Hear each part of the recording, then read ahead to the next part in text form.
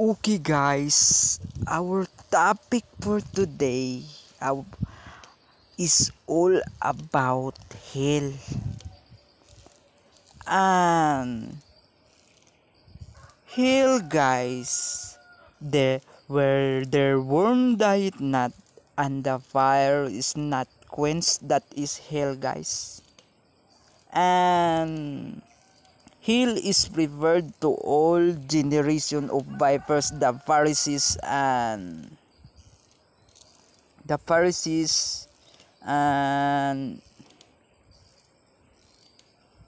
all false prophet, and especially to Satan and his angels. Matthew chapter 23 verse 33. Ye servants, ye generation of vipers, how can ye escape the damnation of hell?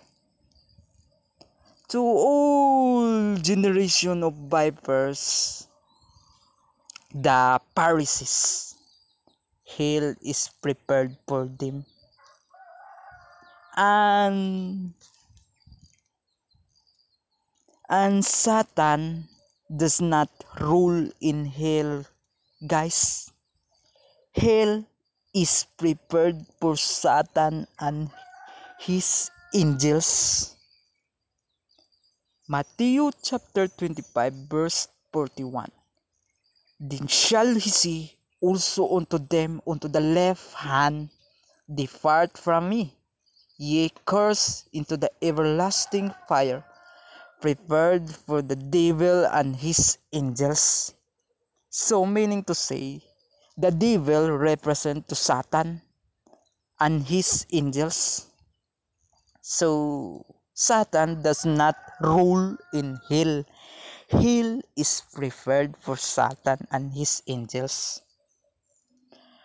And the devil that deceived them was cast into the lake of fire and brimstone, where the beast and the false prophet are, and shall be tormented day and night forever and ever. So, always remember guys, Satan does not rule in hell. Hell is prepared for Satan and his angels and all false prophet. Okay guys, that's all. The liquid fire is prepared for Satan and his angels.